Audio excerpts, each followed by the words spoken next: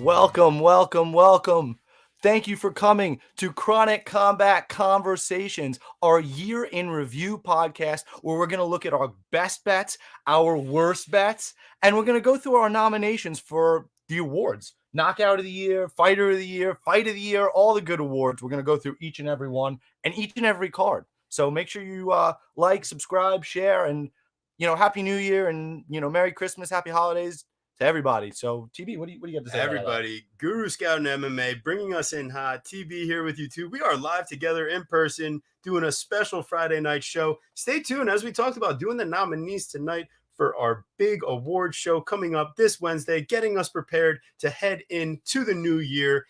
I think the biggest thing that we're looking to do tonight is something that we really haven't done before and really get into the nitty gritty of what went right, what went wrong, and what can we really do going into next year. And also just for some fun, what was the coolest shit that happened? What were the best fighters? And we're really looking for the nitty gritty and the good details and not just the popular picks. So the most important thing, if you have anything that you think deserves a nomination, you had a great bet, you had a bad bet, let us know in the chat. We're going to bring it up. This is an interactive time. We're going to have some fun. And this is just for everybody to kind of reflect on their year and going into 2024. Let's get some good vibes. So without further ado, man, what fight card did we have to kick off the year? Looking all the way back to January. All the way back to January, right? We're going to start to start off the year. We're going to start right at the very beginning. Yeah, I'm going to cut you off because I apologize. We had some lovely comments in the chat. Glimbot 5000, appreciate you joining us so much. Forums to Freedom, Zach. Yep, yeah, you got to get your time zones right. We appreciate you though. Yeah, we're happy to have you around for the whole show and give us some good insight.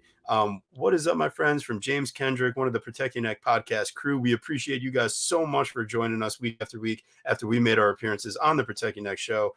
Zach, yep, Joyful Kwanzaa. What's up, guys? Yesterday, oh yeah, the Necky Awards were yesterday. Today we get the Chronic Combats, the Denver Nuggie Awards. The Nuggies. the Chronic Combat, the Nuggie Awards. Finally, Justin Villegas. There are actually two of them in real. Yep, that's it. The rapper Russ. Look at that. See? Oh, I think that's what he's been going for. So you just give him a big compliment. There we go. Heading into the show. Appreciate it. So here we go. Anyways, Guru, after I so rudely cut you off, how did we start off last year? What was the first card? This year, because the year's not over yet. Oh my God. We got 2 or 3 days left. We got to get out of this one. So we got Strickland taking on Nasruddin Imavov as your main event of card number 1 for 2023. Honestly, didn't have much from a nomination standpoint. But one of the major things that we're going to talk about, I think, as a thread throughout the show, and I think that any award show, anybody talking about awards right now is talking about Sean Strickland, right? To me, gets the Fighter of the Year nomination. 3 fights this year, 3 wins, a finish, and a title win. Yeah, really, absolutely incredible. Really, the only nomination we have coming from this fight card. But what were our good bets? What were our bad bets? What did you really see here? Well, I was very happy to see that we were on Sean Strickland. You love to see it. You know, especially, he took that fight. If everybody remembers, he was the last fight of 2022, losing a split decision to Jared Cannonier. Imavov's supposed to fight, I believe, Kelvin Gastelum, and Strickland steps up on short notice to avenge his loss from 3 weeks prior. And comes out and dominates. I believe, was he an underdog? Was it Pick'em? I don't remember. It was really close. I think Strickland ended up closing like a -1. Oh no, against Imavov, not even against Abus, because that was the last. Oh, that's tough. Pull up fight odds. We'll have to pull up the fight odds. But before we get stuck on that, you pull up fight odds, and I'll talk about some of our other better bets. Beautiful. Since I wrote them down. One of the ones I was also really happy to found that we were on was Abdulrazak Alhassan. We were on him as an underdog versus Claudio Ribeiro. That was a great bet. Oh, I think it was Pick'em again. Actually, it wasn't underdog. It was Pick'em. Yeah. But Pick'em again, where we decided both guys could get the knockout, but at least Abdul's going to wrestle. Right. You had something else to mix it up. Yeah. And Abdul's chin was never really that bad. And Ribeiro was more a leg kick and wild throwing guy. Not really a big knockout artist. And then we put a half unit for the fight to be won by split decision for Vieira Pennington, which is something that was one of the things strategy-wise I think we strayed away from coming into the second half of the year, but it's something that we did find success with earlier on. I thought that was interesting. Yeah. Also, so a really bad bet. And we made a mistake again in the future, but We were Punahele so Soriano versus Punahele Roman Soriano. Kopylov. We never learned our lesson throughout all 2023 with that one. Yeah, we'll revisit that in the future. We will as we continue to talk about the to pod. close out this card Sure. and what we were breaking down. Sean Strickland was the plus 120 against Imavov, and we cashed out nicely there. Yeah. So we also bet, by the way, fight to start round 4, and we were on Dan Ige heavily, 2.5 units there. So very, very positive. So that brings us on to the next fight card of the year. So, sorry, by the way. Yes. So just so everybody knows, for Strickland card, we made 2 units, just under 3. Teixeira, we did 5.6. Nice, 5.6. So what is our potential nominations from this card? The one that we have here, potential knockout of the year, Ismail Bonfim versus Terrence McKinney. Just the flying knee and how bad McKinney went out. That's got to be up there for a nomination. We'll break it down and see if it makes it. But I think that was about it for that one. What did you have as far as a good bet here? We had a couple good bets here. So I really liked how you were actually on McKinney. I mean, on Bonfim over McKinney as an underdog. Yeah. I was not. So that was impressive. We had a 6.5 unit parlay. Again, something that we stayed away from moving into the second half. 6.5 units. Umar, Jalton, and Javid Basharat. I mean, that's just something that we don't do. We also had 3 units, and we were lucky to cash it. We had Andrade, Burns, Jalton Almeida again, and Josiane Nunes, who was able to pull out that sketchy Josiane Nunes at minus 500, pulling out the sketchiest of decisions versus that was like that. But, it cashes, but these are chances that we're trying not to take as much long term on a 4-unit, a 4-leg 3-unit parlay. It cashes, but it's sketchy. We had a couple bad bets on the card as well, so we should own those. We were on Figgy again, 2 units there. We lost on Figgy. I think the year-long layoff we didn't take into full consideration. We were really happy with the way he performed in the third fight, so we're like, why won't it happen again? The weight cut, obviously, and having to fight again, he didn't want to. And then we were on Glover as well. Something where I think that's because we were upset that we had bet Glover versus Jiri and then he lost. So like we kind of went back with him, went back to the well to try to overcorrect. Like, I'm not really sure. It doesn't work out like that, you know. And I think ultimately, like, Jamal Hill is one of these guys that we've tried fading before, that we thought, he has a grappling hold, but just the 42-year-old Teixeira is not the guy that you should be banking on cardio against a younger, better athlete with high volume of striking. So one of the big things we continue to talk about is who is the better athlete. Like we get bogged down. Oh, well, he lands 56 and he only lands 51% of his strikes. Bro, he's fucking slow and old. Like it's these things matter. Yeah. And then G-Rod versus Bruno, just taking the unknown against a guy that we know is willing to bang, could be a little chinny, not really ideal. And then, the over 2.5 rounds in the Marcos versus Oliveira. That one didn't get too far. So no, we're moving on. We're on to our next event here. The Derek Lewis versus Sergey Spivak Extraordinaire. We did not do well here. No. We lost 4 units. I think it was just based on really us not having many bets. I mean, you could pull up Bet MMA just to be sure. Exactly. We didn't have the most amount of bets, and I just don't think we hit. We missed badly on a couple things. So first off, we were on Derek Lewis, big mistake. Right. That's a problem. We were on a Kinoshita, who is a complete fraud.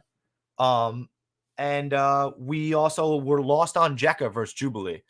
So before we get into the rest of this card, let's go through the chat. Yeah, let's go through the chat. We got a bunch of people. That's the whole point. Appreciate you. This is the whole point. How so just a little bit. We were at James here. So most reliable favorite of the year. Yeah, I mean Bo Nickel's been smashing. So we don't have that award, but that's a good idea though. It's a good idea. Dan thank you so much for joining in, brother. Really, really appreciate you. Man. Hope all is well, buddy. Appreciate you checking in. Saying hi to Dan. Happy New Year, and wishing you, yes, Dan, thank you so much. Appreciate it. And then Rain Lamina hopping in the chat. Appreciate you. Another one of the PYN crew. Hell yeah, everyone giving Dan total love in the chat, as they should. We appreciate you. Justin, we definitely had a tough year too. Oh yeah, and thanks everyone in the Protecting Net community for continually recommending the show. We really appreciate that. Justin, it's been a rough little bit of time here, but I think altogether we're going to scramble back in, and we're going to be up in 24. That's the move to make make strides. Like, we just don't want to make the same mistakes over and over again. It's okay that Exactly. we make mistakes, but Exactly. do we learn from them? Shady, nephews stick together. I expect a better year out of you bums. Appreciate you. Look forward to your shows and continued success. No, you definitely are, bro. And not only you are a betting dad, but dude, what's up with your tailgate situation? I saw you got a grill in the back of the truck, dog. Damn, son. You got it. What the hell? Yo, he's working it out there. You know I like a good tailgate, brother. So come on. Oh yeah. Nah, Guru's all about that food. Yo, we got some Greek stuff waiting for us. We were food getting and after drinks. that Denver nugget before we got started here. Let me tell you, it's chronic up in the house. But we're moving on here. We're getting to our next event. Where are we at now? I mean, we lost 4 units on the Louis Spivak card. That's kind of where we were. It was disgusting. It was disgusting. We didn't. One of our best bets was the under 2.5 Park Tululian. How did we look on that card? Did you get there yet? So I'm just getting so that I can pull up the individual bet MMAs here. No worries. So I'm here now, and cool. Listen, when you bet 0.5 on Sunguk Choi, we only had like 6 units. No, see, units so we took a half unit shot on Sunguk Choi, and he actually almost won that fight. If it went to a decision, I think he was going to win. It was really close. Kinoshita versus Adam Fugit really killed. That's what did it. It really turned around our whole day because we have a plus 167 for 1.5 units. So we lose 1.5 units instead of winning 2, and we end up down 4. So that was a big point of our night. The Kinoshita. Also, Duho Choi. We had him to win by knockout, and that fight against Kyle Nelson, that was just one of the sketchiest ones you could ever see. So yeah, can't bet him to win by knockout. And we bet Jekka Saragi versus Anshul Jubli, which was the right idea again as a dog, but just didn't work out. Not in that spot. Very interesting. Kyle Nelson was a guy, and Nicholas Dalby was a guy that not once, but at least twice ended up breaking our nights. It's true. So, all right, we're on to what was our first nomination for pay-per-view of the year. UFC we actually fucked up. We missed the one nomination we had for Louis Spivak. Oh, yes. So Rinya Nakamura for KO of the year versus Toshiomi Kazama. Unbelievable. You got to go back and watch that fight. I told TB, I'm like, dude, knockout of the year contender. He's like, dude, what the fuck are you talking about? Nah. I'm like, bro, it's a 50-second knockout. It's sick. And he ended up agreeing. So yeah. Once we dug into the tape, it only made sense. So can't argue with results. Now we're on to event 4. UFC 284, Makhachev versus Volkanovski 1. This was probably one of our most profitable cards of the year. Yeah, something that we need to just look at formula-wise moving forward. You guys want to go nominations first or bets first? All right, so nominations first. And we're gonna start picking up the pace here overall as we get stuck along. We'll see how it goes. But Makhachev versus Volkanovski, I'm having a good time. Fight of the year contender. I mean, that was just a back and forth fight as close as it gets. Well, it was split decision, right? Overall, just love the fact that we didn't have a big bet on the fight, quite frankly. We ended up just having Makhachev round 4 or 5 decision, thinking that he was the better fighter because of the size differential and that Volkanovski would survive and go deep. We didn't think it would be that close of a fight, but we also didn't end up with a straight bet on Islam. So that was one good thing we did. What was a couple other good bets that you were seeing? At least we didn't. Or a nomination? We're doing nominations first. So other nominations are bets. We had a robbery of the year for Elvis Brenner versus Tukukov. Absolutely. Yeah, that was So this is now, see, I guarantee you there is no other MMA show out there right now giving you a robbery of the year category. All right.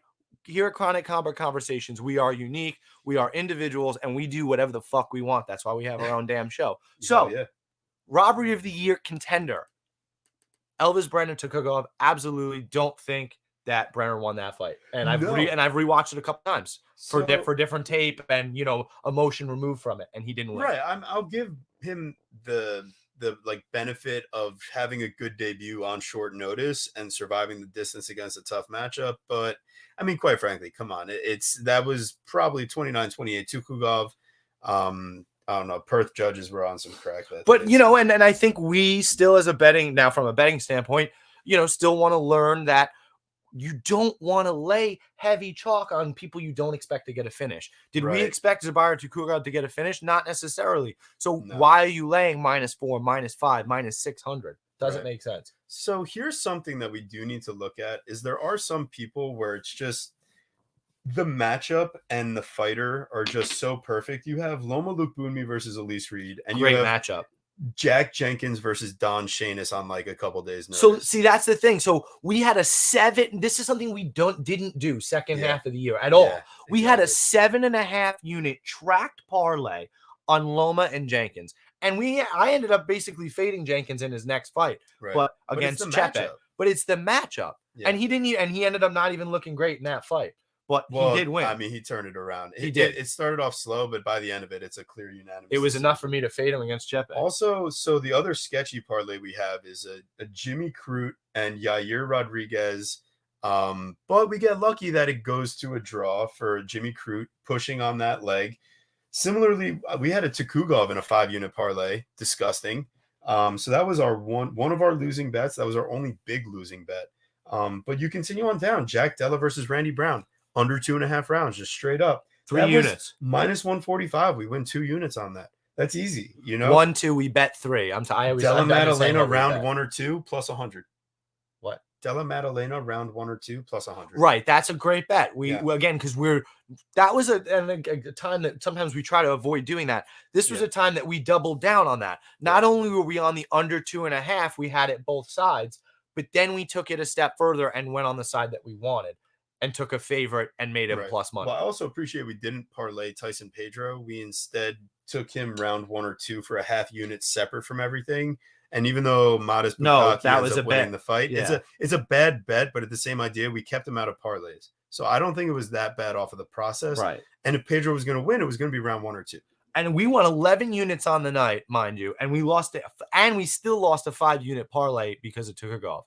Right. So keep that in mind. That was one of our best cards. So then we've got the next card here. We're going to keep sliding along. We've got Andrade versus Blanchfield, and this is a rarity for one of our nominations here, a non-title holder for Fighter of the Year, and Aaron Blanchfield. I mean, just absolute domination and just showing in the fight later in the year that she has. I mean, was that the sketchy one that she has in like Singapore or whatever? You mean against Talia Santos? Yeah, against Talia Santos. But like she grits it out. I mean, against Andrade though, this is kind of where we see like the finishing capability, the ability to really just dominate her opponent. That wasn't just like an outside the 15 contender like Molly McCann. However, that ties me into our bet, which was so stupid that we're on Jessica Andrade following recency bias. Why the fuck is she pick 'em after we know she's coming off the couch? Like, that's just dumb. That's poor judgment. I definitely pushed for Andrade there. I was a bit of a Blanchfield hater at that moment for God knows whatever reason, but I've come to see the light. Blanchfield is a real talent and someone to really keep an eye on. We're going to be at Atlantic City when she's fighting Fiora in the main event. It's just who are we picking in that fight? I'll be taking Blanchfield. Anyways, yeah, I think so. So a couple good bets we had. So we had a couple really bad bets in Jessica Andrade and then Hussein. We broke even on this card, by the way. So then Jamal Pogues and Felipe Lins parlayed for 1 unit. And then Nazim Sadikov gets the lucky round 3 cut stoppage. We have him 5 units with Clayton Carpenter against Juan Camilo Ronderos. So we're making bad ideas, but we're kind of getting lucky here and there with like, Sadikov round 3 after he loses the first 2, gets a cut stoppage, but we still hit the 5-unit parlay because ultimately he ends up, closing it out for us. And that's really a lucky break. And it's kind of why we broke even on the night, especially when you look then at our bad bets where we're on Andrade for 2 units and lose, where we bet Landsberg, Buena Silva fight goes the distance for some stupid reason. That makes no sense at all. We lose 2 units. We lose nearly 3 units on that. And then for some reason, we're on the kidnapping crazy person, Ashkabov, over Jamal Emmers because Emmers snapped his knee. Yeah. But there was nothing that we had seen in the Ashkabov tape that should have put us on him at all. Like we were just like, okay, we're hating Jamal Emmers. And we were like, well, maybe he could be good enough. But you don't know because these guys are fighting bums on the regional circuit in another country. And then he's literally kidnapping people and is in jail. Like he's out, bro. It's not ideal for Hussein Ashkabov. No. We're moving on. We got Andre Muniz versus Brendan Allen. This was the surprise main event. As far as like awards go here, we're gonna have a breakout fighter of the year, Brendan Allen. I think is a really cool call. going with Brendan Allen Yeah. as a breakout fighter of the year. Was really interesting enough. He went 3-0 in 2022 and comes up 3-0 in 2023 here with 3 finishes, 3 in a row with by rear naked choke. Right. He's got a main event spot. 5 of 6 by rear naked choke. 2 main events. 2 main events now. I definitely think he fills the category. Yeah. And then, just looking back, I mean, listen, having Jasmine Jasudavicius at a 2-unit bet against the debuting Fernandez, great bet against someone that has 0 wrestling defense that we've seen over and over. And Jordan Levitt versus Victor Martinez, that's the right matchup to bet Jordan Levitt at plus 100. Yeah. So we did a great job on our straight picks there, but Muniz by sub or decision, we had minus 153 units. That's bad. Brendan Allen was the big dog in this spot, and he comes through. Then Charles Johnson, round 3 decision. Ode Osborne is actually the one that had the better cardio after he took a nice long break after a nut shot. Yeah. But we do well. Narulo Aliev, round 3 decision. Trevor Peak by knockout. Augusto Sakai fight goes decision. Who's finishing anyone in that fight? I mean, come on. Yeah. The fact that we were able to stack that, we got to look more of those sloppy heavyweight overs. I love those sloppy overs in overs. general. We were talking about that too. I sent out a tweet. Thank you. Yes. I guess I sent out an X or whatever the fuck, a post. I X'd it up. That basically said, and I got it from Nate. What's his name? Nate Lanshaw? Latshaw. Yes. Shout out Nate. Checked it out from his website. It basically said that only 31% of fights go under 1.5 rounds anyway. It's literally nearly 70% of fights go over 1.5. So it's something you need to be looking at. It's why those fights feel like, oh, that 7.5 minutes goes so fast. Yeah, because most of the time it goes over. It does, yeah. 3 out of 4. Most of the time it does go so fast. So, yeah, I think, nothing really else crazy to take away from that card. I didn't really have a lot of nominations or anything, but we move on. We got our UFC 285 in Las Vegas, John Jones versus Cyril Gane. Pretty surprising result, but I mean, the great thing that we did was hammer John Jones minus 130 at 6. I demanded it, by the way. Yeah, Guru made sure that we did it because I was a little sketched. You were really just sketched. In case, like, I don't know. I was like sketched. I was not. But he just knew. And it was the right thing to do. It was the moment, right? Yeah. Now, I didn't want to give it submission of the year because I just thought it was more about the moment rather than actually how Jones pulled it off. Fair. So, but I do have a couple nominations here. We're looking at Alexa Grasso as a fighter of the year. Also, like a upset of the year nominee. For sure. So those were great. And also, we have another fantastic fight. By the way, also, you got to give her submission of the year nomination. So I don't even want to say that because it's a rear naked. I think, bro, it's a face crank. I guess it was a face crank, like and she imprint on her and face. Bro, it's because she fucking threw a back kick and just jumps her back and fucking kills ninja kills her. That's unbelievable. Okay, all right, that is fair though. I appreciate it, and the way that she was opportunistic in getting to that place, unbelievable. Yeah, but the fight of the year nominee and potential submission of the year nominee as well, Shavkat Rakhmonov versus Jeff Neal. Unbelievable fight, banger, and the way that Shavkat just absolutely is just standing rear naked and the way that he did it, I feared for Jeff Neal's life by the end of it. So ultimately we had a great 4-leg parlay. Bo Nickel, Farid Basharat, Ian Gary, and then the over 1.5 in Grasso Shevchenko. Again, something that we totally moved away from. Yeah. So I think here's the thing is, like, if we can find, like, we need the quote unquote, I hate to invoke locks or anything like that because, it's sketchy, but there needs to be like a high confidence parlay each week, and we can scale it based on how confident we are. Of course. But there are just spots, regardless of the line, that you just know it's happening. And if you don't, there's, we'll keep it, scaled out. But we did have a lot of success doing stuff that in hindsight, it just looked obvious. That's the whole point though. I mean, hindsight always is 2020, but it's really just thinking clearly and mitigating loss, like mitigating risk. Like I've said, like, are you going to risk a minus 300 to minus 500 on somebody you don't expect to get a finish? Are you going to play somebody at pick'em that's coming in on short notice off the couch? Like what are you going to do? What are the intangibles that you can think of? Are you going to pick somebody at pick'em that's less athletic and 6 years older? Like, these are the choices that you have to make. And right. And in hindsight, they make so much sense. But when you get so entrenched in watching Embedded and other people's podcasts and takes, it gets all jumbled. Yeah. So putting a 300, 500 a parlay makes me sad. It does make me sad too, but from just trying to like make money overall and trying to have exposure on enough fights and not just one fight per card.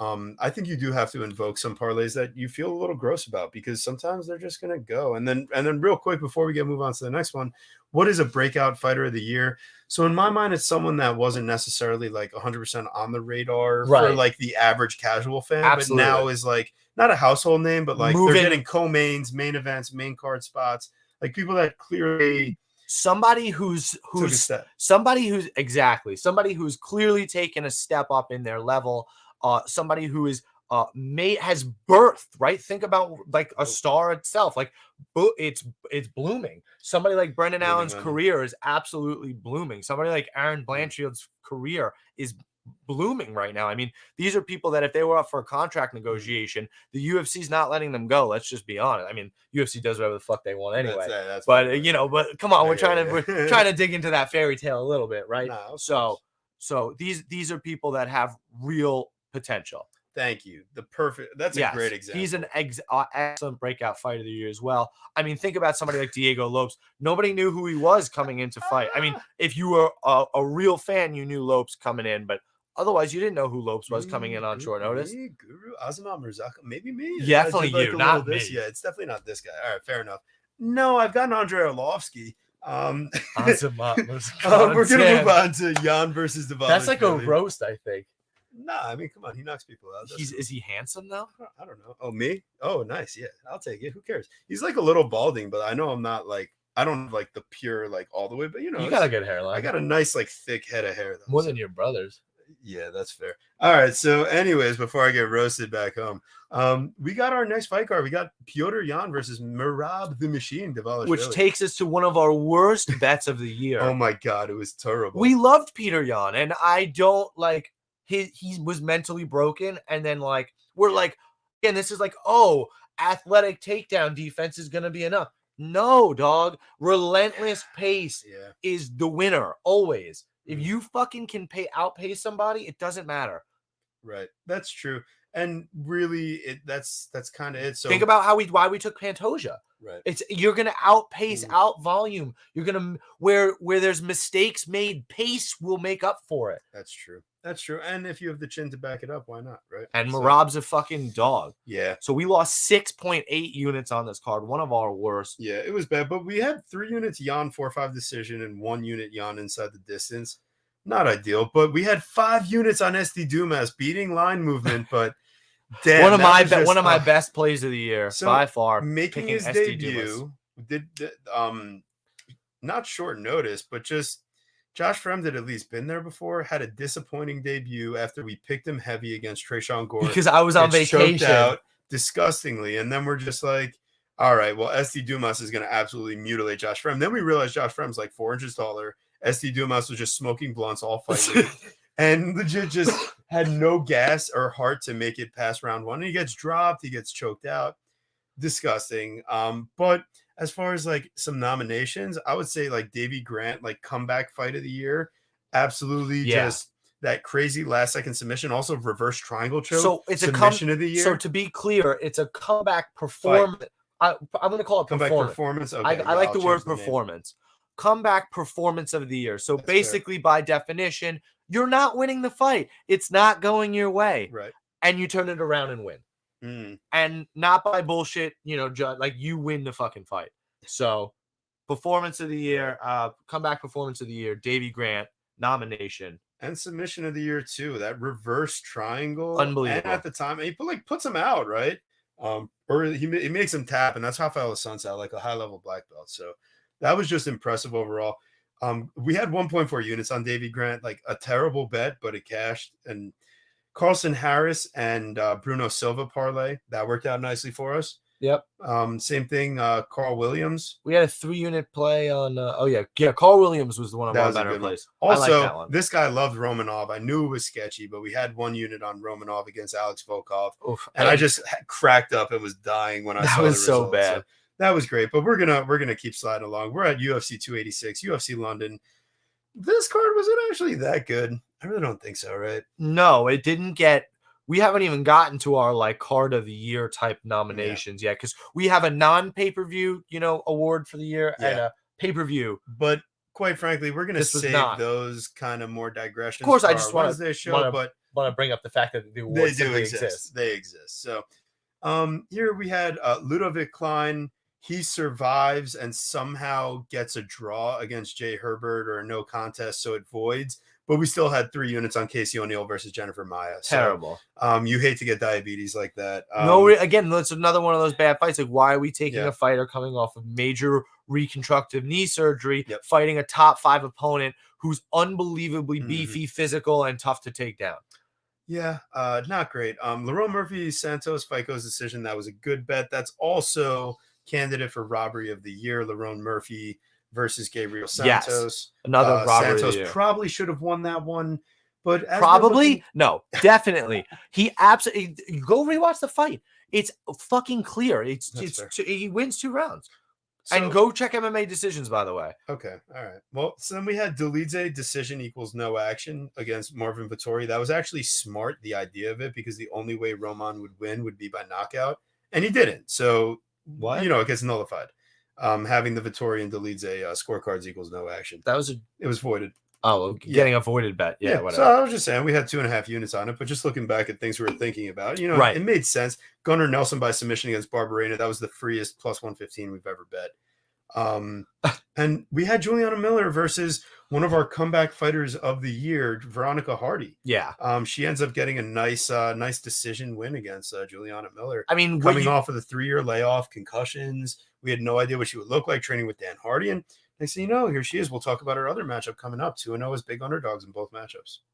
Yeah, really an incredible performance from her. And she just made amazing improvements. And that's why she gets a comeback fighter of the year nomination, because what you saw in her game from her tape compared to what you see now is night and day. And those are the type of improvements you expect a very young fighter to make. Yeah. But you couldn't be sure. But we shouldn't have played the favorite. We made a mistake. Yeah, that's fair. It's a dog or pass spot because Juju is terrible. And we at least corrected that when we got plus money on Luana Santos versus Juju. That's fair. So we were able to avenge ourselves there. And we're moving on. We are on to our next fight card, because we'll get to Justin Gaethje later. He's going to be nominated, but not necessarily for this fight as much, but for the other one coming up. So our next one, we have Vera versus Sandhagen. Quite frankly, we're going to speed through this one. One of our lower exposures of the year at 8.2 units. We end up losing 4.2. We lose half of them. We should have legit just stayed away even more. Don't even want to spend too much time on it, but like Chito Vera as an underdog against against Corey Sandhagen is a bad bet. Just not the right spot. Not the right spot pace. at all. It's pace again. It's pace, and it's overall game. He could hold him down and he could strike with him.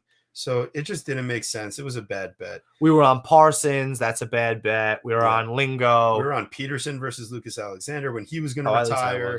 That was terrible. So we're moving on.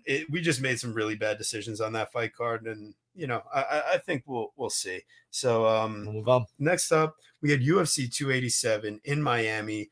For this one, we have a couple nominations, a couple knockout of the year nominations. So, Guru, do you want to tell the distinction of the different types of knockout of the year? Absolutely. I think that's a really good point. This is a good time for it, right? Absolutely. So, knockout of the year, as we did these awards, was by far and away the one that came away the most. Volume.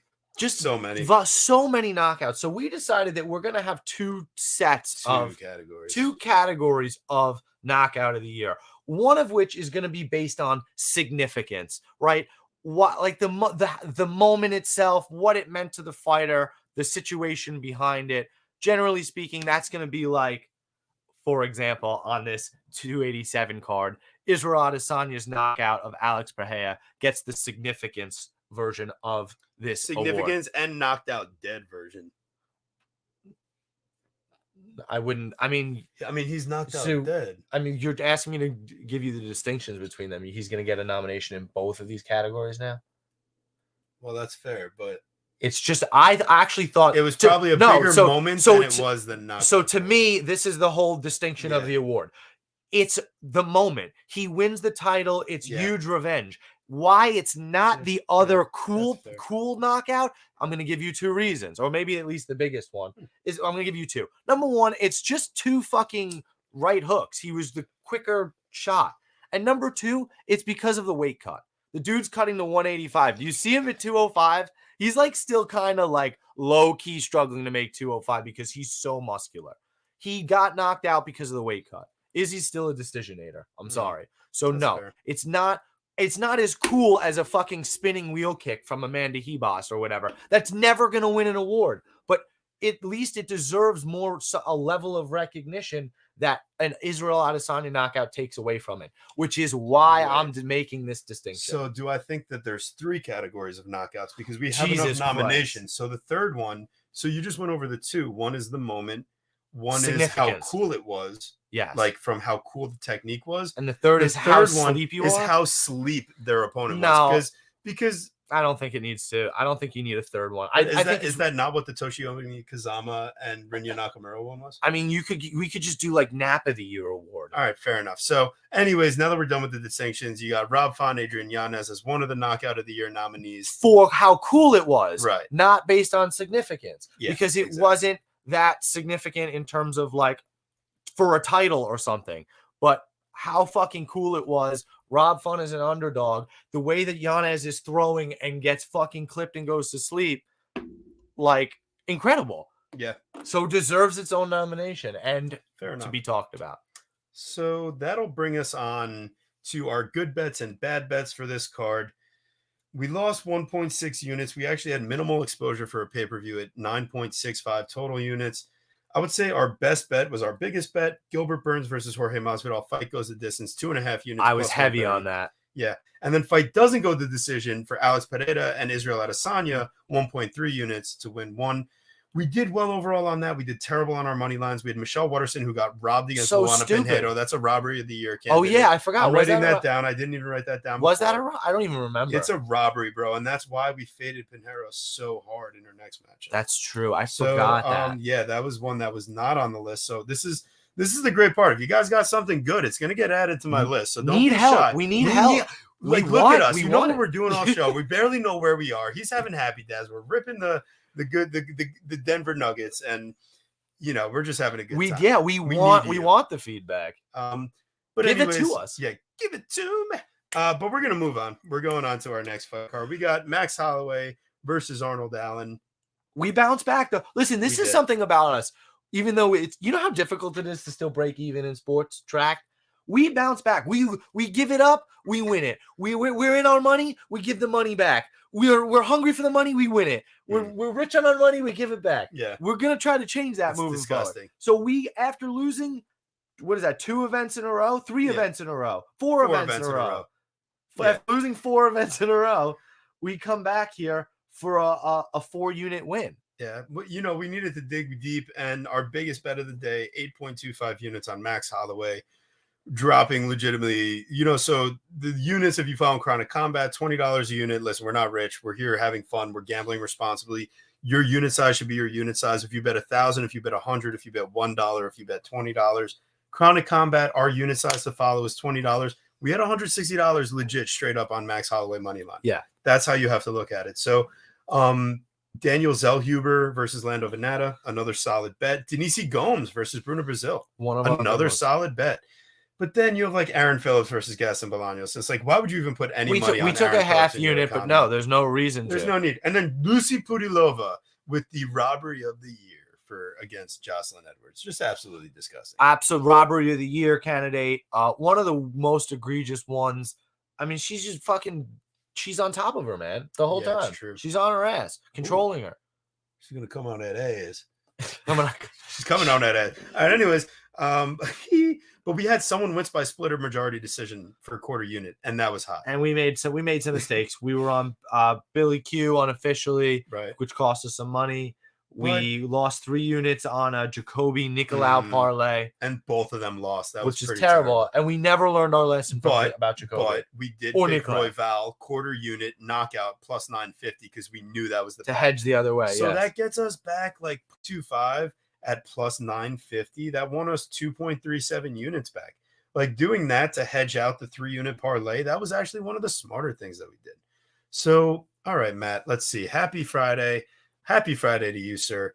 Curious what's a max bet and how do you guys decide on your bet size for each fight? Fairly new to the game, trying to learn. Thanks, guys. Cheers. This is a big part of this year in review show, Matt. Absolutely.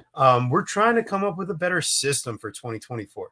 I think we took the spaghetti thrown on the wall approach for a lot of our previous time. And not going to lie, I've been finishing my degree the past couple of years here. And guess who just finished last week? So this guy is ready to lock the fuck in. And we're going to start killing this shit. Deadass. I'm not going to be doing 15, 20 hours of homework a week. I'm going to be focusing on the things that I want to focus on in life. So now what I told Guru is like, what's our max amount of units that we're willing to bet each week? Like, what are you willing to lay out? So for me going forward, I'm looking to bet like 11 units total a card max. And I'm willing to slide it for a pay-per-view or a fight card that has like 15 fights or more. But I think for a typical 12 fight card, I want to risk about 1 unit per fight overall. Average. And that's going to limit it overall exposure. Yeah. And then you really have to balance where are you putting your units. So what constitutes a max bet? I guess at this point it would be 11 units if you're spending your whole bankroll on one fight bet. But at the same time, yeah, I mean, exactly, and that's why it's very important to continue to build your bankroll. Mm-hmm. And I think one of the major things is it's process of elimination. Even though I don't necessarily agree with the PRP style of betting, if you guys know what that is, I very much agree with laying your picks out in terms of confidence level. Yeah. And just be honest with yourself on each fight. And is that really what you think? Like, right. You know, like, and what the line allows you to do. Okay, I think that Robert Whittaker is going to win, but minus 400 versus Dricus du Plessis, that really should keep me off of it. Or at plus 300, it makes you have to take a dog. You have to have some sort of formula.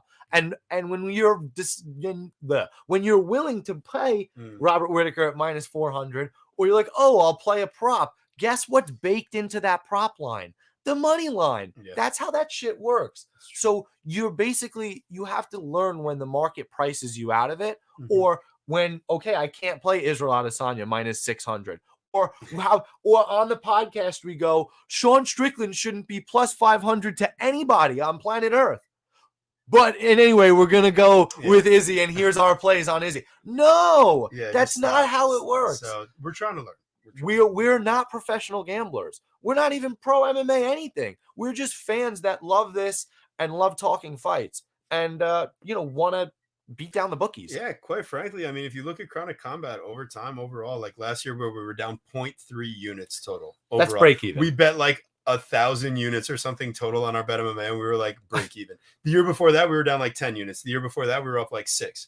So it's like we're just down like a few units overall on our bet MMA as a collaborative over a few years. Like, who else do you know that does their bets like as a collaborative and has been tracking for that amount of time and is break even or better? Which is now something else that we've changed, which is going to take off a major level of pressure. Now we each have our own individual bet MMA plays, which is fine when we don't agree.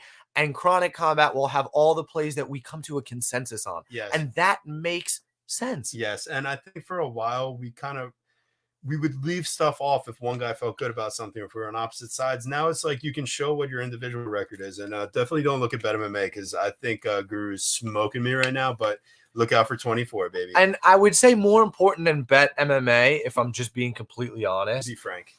I'm being frank. Can you be the Guru too? Go on Pickit. Make sure you get an iPhone and download Pickit. Pikkit. Yeah. We can't cheat Pickit. Yeah. Like Bet MMA, you still have to enter what you want. You know how many bets that I've put on Bet MMA but forgot to bet, or I bet something and forgot to put on Bet MMA? It's not totally it's just not totally 100%. True. Pickit auto uploads what's in my sports book into the app, so for viewing purposes, and that's it. So this is great. This is great because now the viewers get a real sense of where we're at. We're at like the quarter way mark of the getting through the year aspect. Yeah. So we're keeping on rolling, baby. Absolutely. Let's go. We got Pavlovich versus Blades fight card. The most stupidest, horrible thing of this is that we talked about Pavlovich all week, and then we take Curtis Blades all week. This is what I'm saying. We readjust the steering wheel later in the year But And Curtis Blades is the one with bad fight IQ and bad chin. So we messed unbelievable. up. All this is what I'm saying. Stick to your guns. Don't dig too much. Like, and one thing I want us to continue to do is go back on Friday, on Saturday, right before we do something stupid. Let's listen to our podcast again and listen to Follow ourselves. our own advice. Right. Because we're on Sergey. Don't be stupid, we keep saying. And somehow, some way, not only do we pick him straight up, but we lay money on Curtis Blades. How do you do that?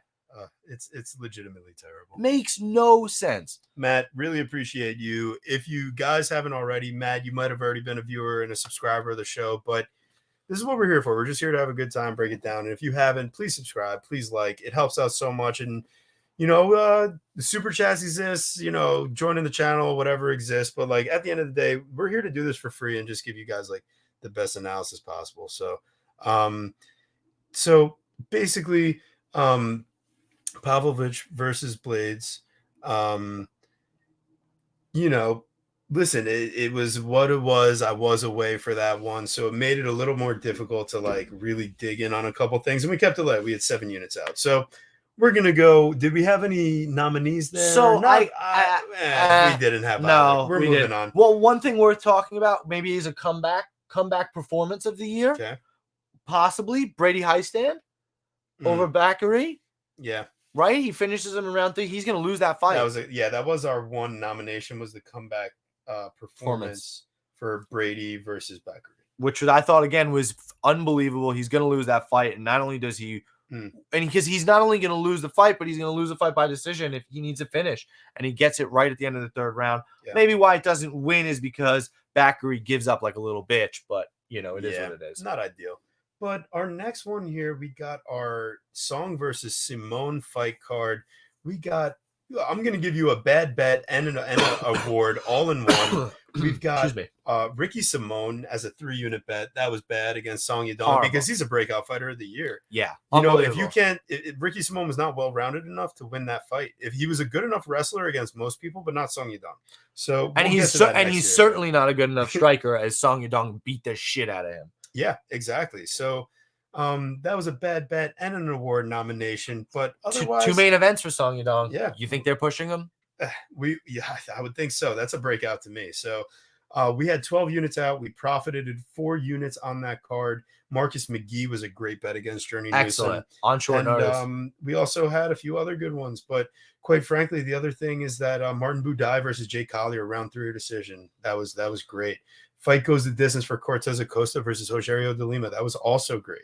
Song Yadong versus Ricky Simone over 3 rounds, over 2.5 rounds. That was smart. It's a good bet. But then we also have Stephanie Egger. We have Stephanie Egger parlayed against Arina Alexeyeva, and that's just stupid. That was bad. Rodolfo Vieira versus Brundage, Bohalio versus Oleksiejczuk. You're getting everything you need. There's no need to add Egger versus Alexeyeva, except we were addicted to plus money. That is also going to change. Right. It actually kind of has changed for me betting style.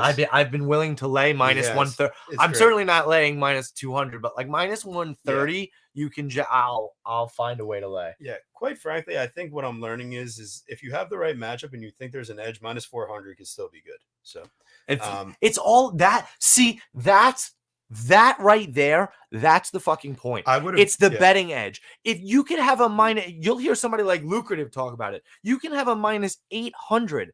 It doesn't matter. If there's a betting edge at minus, it exists. It's about percentages. Go to your betting app calculator. Each one will tell you what implied win percentage that means, what a minus 800 is, what a minus 500 is. I'm not a math expert. I use my calculator. Shit. Yeah, no clue. He at least is, but he still doesn't memorize those things. We use the calculator. Is the implied probability compared to what I think it is? Okay, this fighter has an implied probability based on a line of 67%. I think he wins the fight 75% of the time, 3 out of 4 times. That's a 5-7% edge. You have to make a bet there. That's how you do it. And it's the same thing with props or anything else. Oh, the prop says he's going to win by knockout 16% of the time. Well, do the research. Does that make sense? That's true. That's how that shit works. All right. So we're on to the first event that we attended last year, UFC 288 in Newark, New Jersey. Unbelievable. So let's say this. Like, I wouldn't necessarily categorize Henry Cejudo as like a bad bet, per se. Split decision that he, by the way, if He any, probably won. he won. Yeah. Because if the round that they give him as a loss is round 5, if the one That's judge gross. gives him round 5, he wins. He wins. So and round 5 was the clearest of any of the rounds. So I don't even want to hear it. It was disappointing. So we had 5 units Cejudo. We had 5 units on Bilal Muhammad, though, which was one of my best bets. 125 against Gilbert Burns. So that worked out. Chrome Gracie, watching him live with a unit on him was probably the most pathetic. I've ever been. Yeah, that was horrific. Braxton Smith versus Parker Porter, having 1.5 total units on him was also very sad. We had over 1.5 in the Ikram versus Phil Haas fight. And oh, wait, that's a knockout of the year candidate. Knockout of the year. And a newcomer / rookie of the year candidate for Ikram Aleskarov, a 2-1. So you'll see those nominations going on. Chrome Gracie by submission prop. Oh my God, I want to vomit everywhere. We're probably just going to move on because that's gross. What was there another, we had a couple other nominations. So what was the other nomination that you had on top there for 288? We had Mr. Frivola, the steamroller, with knockout of the year nomination against sick. Drew Dober. Yeah, that was fucking sick. Nobody knocks out Drew Dober. No, nobody. And he just that's one of those moments, right? Yeah. I just think one of the things, again, that's very important. We lose 3 units on Bet MMA, but let's be honest, didn't we make money that night? I know. I think because you were able to maneuver live. Not only was I on Bilal, but I was also on Yan Xiaonan. But I wasn't. Yeah. Right. But either way, the idea that live we can bet on whatever the fuck we want. That's now true. That you're going to see that on Picket. Yeah. So follow us everywhere. That's kind of the moral of the story. Yep. We're moving off at 288. We're on to Rosenstrike Almeida. Overall, one of the worst cards of the year for us betting wise. 2 knockout of the year nominees. Guru, give them to him. I honestly nominated this one. This is a real forgotten one. I thought Ian Gary's knockout of D-Rod was unbelievable. That's a head kick knockout. We all thought it was going the distance. And that D-Rod had a chance. Remember that 1 month that everybody was a Ian Gary fan after this? Because he won? Yeah. Unbelievable. Right. So, yeah, that was cool. And then Brian Battle, I guess this is 2-1, right? So he gets a knockout of the year nomination, knocking out Gabe Green in 14 seconds, whatever it was, 20 seconds. And I believe he gets a, what did I write? What was the award? That was he's most improved. Yes, most improved fighter. Thank you. So he's coming off of a loss last year to Renat Fakhretdinov, right? Gets washed. And he comes back this year with 2 wins, right? 2 wins and both by finish. Right. Unbelievable. We have another interesting nomination on this card. We have Tainara Lisboa making her debut against debut against Jessica Rose Clark, getting the nice submission win. I had 3 units at +110 on Tainara Lisboa. We were down 11 units on this card, and we started off the first fight with Lisboa, and then we lost just about every single other bet on this card. Brutal. Yeah, it was terrible. But it's also look at that parlay. Tell them about that stupid parlay. So we have Ian Gary, Carlos Olberg versus Ihor Poteria, Carl Williams versus Chase Sherman. This all sounds like great matchups. Whatever the line is, you're getting the right side. And then we add in Ji-Yeon Kim versus Mandy Bum, and Mandy Bum takes because I hate Mandy Bum, but that's probably a robbery of the year. I forgot. That's another robbery of the year. I forgot to put Mandy Bum versus Ji-Yeon. You got to write that one down. Yep, let's get that. I forgot that. There. My God, it was a complete robbery. But that's the point. Why are you laying -300 on somebody you don't expect to get a finish? Yeah, on women's MMA. No, it doesn't matter. It doesn't matter how bad Mandy Bohm is, and it doesn't matter how right you are, because we've seen that before too. It doesn't matter how right we are about Jacob Malkoun. He gets DQ'd versus Cody Bundage, and you lose your bet because you can't be betting -500, 600 on somebody you don't expect to get a finish. Well, that's true. That's another one of our principles that goes. I've said it 6 times tonight. Yeah, I mean, he's hammering it home. We got to just listen to the guru. Finally. Before we move on to our next card, I actually think that was our last nomination of that one. So we're moving on. Please. We got Angela Hill versus Mackenzie Dern. This fight card, we bounce back. We get an 8-unit profit, only betting 9.5 units. So we really did our job here. We lost Demopoulos by submission at +500. That was a quarter unit, and we lost Ducote 1 unit. Don't have to bring up quarter units. That's fine. But we won every single other bet on the card. Carlos Diego Ferreira, 3 units, best bet, -130 against Michael Johnson. Knockout of the year candidate. Get lucky, kind of, right? Not really. I mean, it's exactly He what started slow. yes, but it's always what we predict from Michael Johnson. It's why you don't play him as a favorite. He snatches defeat from the jaws of victory. He will do whatever he can to lose a fight stupidly, and he gets absolutely clobbered by a jiu-jitsu guy. Just unbelievable. Yeah, it wasn't ideal. So, yeah, Gabe Green with the worst game plan of the year. Blood Money's 5 most confident bet system. Yep. I love Blood Money. I agree. And Cody's unbelievable. Somebody we're gonna look to have on multiple times throughout 2024. Amen. And just somebody who absolutely is killing it in terms of his system. Yeah. And we love his system. And one of the reasons why we trust his bets quite a lot. So that honestly, no real other nominations, no real other great fights to break down. We had a really bad bet on Emily Ducote versus Loopy there. That's a terrible mistake. Yeah, but you know what? We only put 1 unit there, and I know a couple people that had like 11 units max bets. So. I don't care about anybody that does an 11 unit max bet so, on every fight. Yeah, exactly. Anywho, we had Kai Kara France versus Amir Albazi fight card. We kept it light, 11 units, but we won 5.7. Another back-to-back nice winning card. For once a split decision goes our way. Yes. On Amir Albazi, heavy 5 units on Amir Albazi. Yeah, that was our best bet. We're sitting there sketched out minus 110, but it comes through. And did we have we had a few good nominations here? I think not the middle one, but I think the other two. No, we had a couple. No, yeah, you're right. So we got unbelievable. So this is one of those. This is to me, if we're doing a Nap Award, this wins the Nap Award. This invents the Nap Award. Jim Miller absolutely sleeps. What's that dude's name? Jesse Butler? Yeah. The dude is asleep against wasn't Gerard, I can tell you that. It's not. He's asleep against the cage, bro. It's so bad. That was unbelievable. They let that dude get slaughtered, and I loved it. So, Jim Miller, congratulations. You win the first Chronic Combat Conversations Nap Award. Yeah, the nappy. The nappy. You know, when that Zaza makes you take a nappy, you know what I'm saying? One too many dabbies, and next thing you know, your head's on the pillow. Absolutely. Woo! And then we got an Upset of the Year award. Nomination, not award. The only award we gave away is the nappy. So the Upset nomination goes to Naimov, who pulls it out the fire, man. Yeah, one of the biggest underdogs on the card, losing the fight and just boom. Nice knockout, comeback performance, upset of the year type of vibe. He probably won't win either one, but at least needs to be part of the consideration, I would say, especially since we found out he's a dirty cheetah. We're moving on to UFC 289. We've got UFC 289. You're dyslexic. It's all good. Jesus. Vancouver, we've got Beneil Dariush. We had a 6.5 unit max bet on Beneil Dariush versus Charles Oliveira.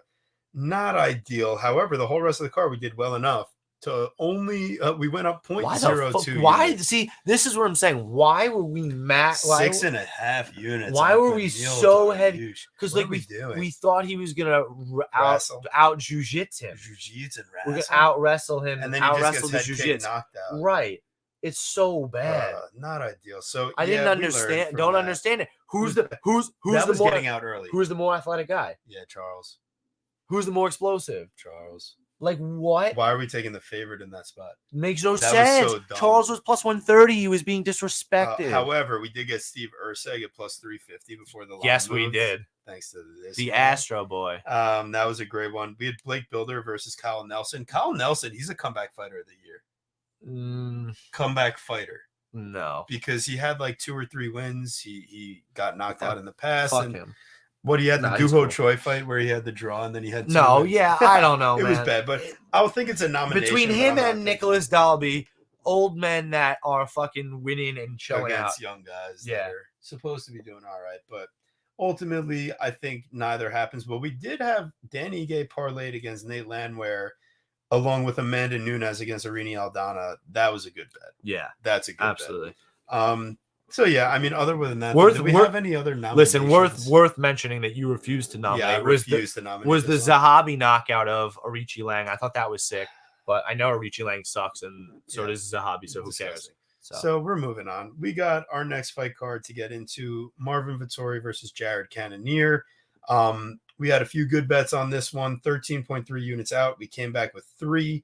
So we had Armin Petrosian as the underdog versus Christian Leroy Duncan. Great bet there. But Denise Bondar versus Carlos Hernandez. That was a terrible bet. But they were both dogs, so we end up profiting on those. 5-unit max bet on the fight goes the distance. Marvin Vettori versus Jared Cannonier. I've never been more nervous watching a first round on a fight goes the distance. But then once it got out of the first round, that fight was just like so clear. Like Vettori's just eating punches, but he was never in danger of being finished. I never saw the fight. Wow. That was just, it was like, it was one of those. I never saw the card. That's one of the weird cards I was unavailable for. Yeah, but overall, we ended up doing well. Manuel Torres, he's up for a knockout of the year. Brutal step in elbow on Nicholas Mota. Unbelievable. And he just, oh my God. Step in. Sick. Whammy. Sick. Whammy. I like that. Whammy. Whammy. Whammy. You have to add as much nasaliness as Anchorman. Yeah. Oh my God. Yes, that's so good. Yeah. Yeah. That's what I thought. You know, that's not what you were referencing. I like maybe deep down in my core, because I've watched it so many times that I just knew we needed to add a whammy in. But I wasn't thinking of it at the moment, so that was cool. Next up, we have Josh Emmett versus Ilya Topuria. This was terrible. By the way, I wrote this. I had to make sure we noted it. This was basically a near reverse sweep for us on BetMMA. The only bet we win is over 1.5 rounds. Topuria versus Emmett. We could have bet fight goes the distance, but we took over 1.5 at -110 for 5 units. Yeah, that was hot. Was one of our biggest bets. 15. We lost 6. If we didn't hit that 5-unit bet, we would have been down at least 10 units. So crazy. At least we did that right. We picked Hibosh versus Barber, just not strong enough or big enough to wrestle or give her any problems. And we played 3 units on Hibosh as a favorite. It makes no sense. Loic Rajabov versus Mateusz Rambecki. I'm sorry, I pushed for that one. That's on me. 3 units on that is terrible. Jillian Robertson versus Tabitha Ritchie. You pitched for that one too. Yeah, you but pitched you for know that what? one too. It was terrible. But I got you a 5-unit bet on Loopy down the line against her. So that was solid. Terrible. 3 things that I needed to have stronger conviction on, and I kind of let TB roll with his reads. TB really does have generally very, very good women's MMA reads, and I usually let him roll with it. He was not sharp. What mushroom? And we don't have a third guest for you to say hi to today. Sorry about that, but we appreciate you, man. Always happening, supporting everybody. Make sure you guys support him. What up, Mush? Always good to see you, buddy. We're moving on. We got event 22 of the year. We are a little past halfway now. We got Strickland versus Michael Medov. This fight card, we put out 16.8 units, profit 1, and that's thanks to our bet on Sean Strickland in the main event at -145. We didn't put enough, man. We didn't. No, that was a problem.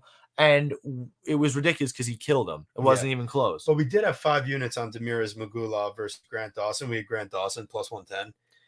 The problem was with the Strickland thing as well. We had a unit on 4-5 decision. So he finishes them in round 2, and we weren't expecting that.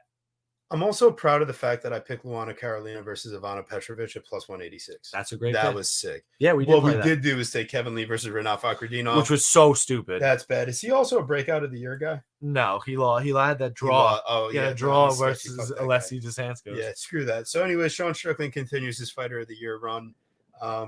Good fight card. Benoit Saint-Denis versus Ishmael Bonfim.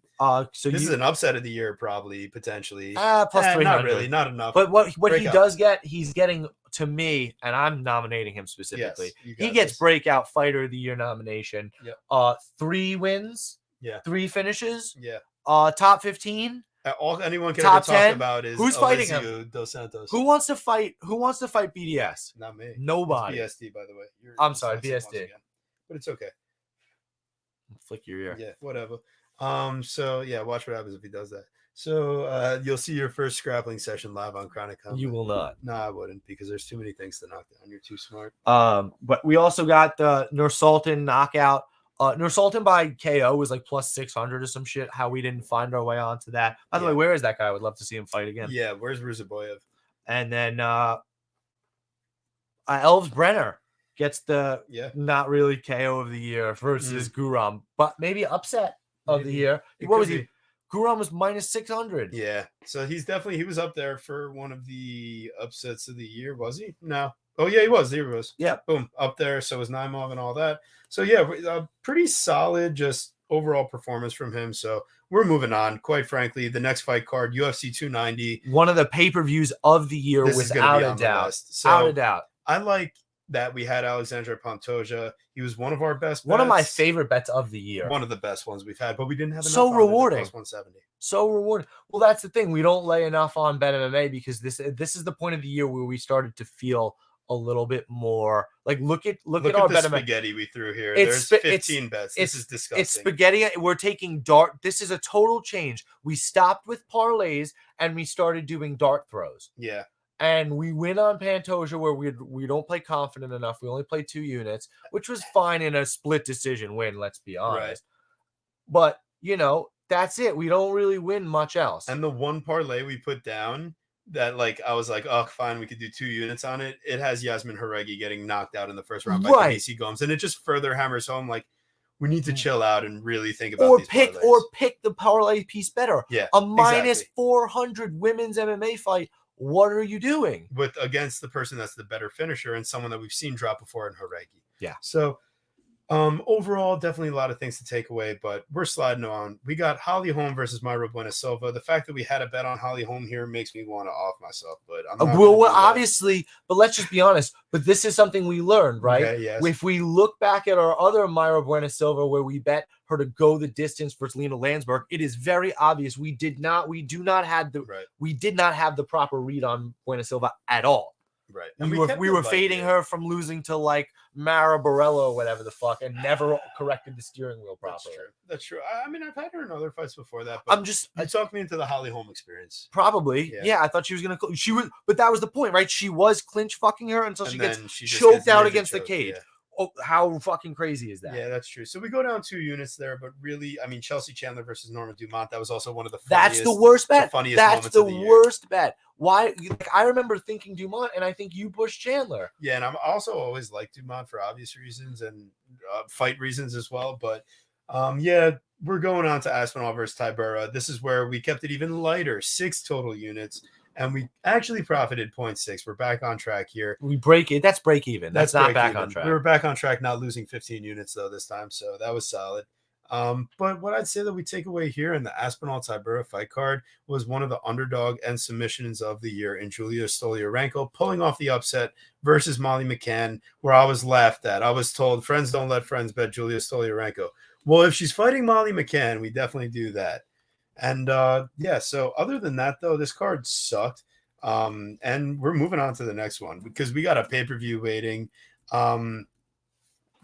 Guru's also asking fantastic questions.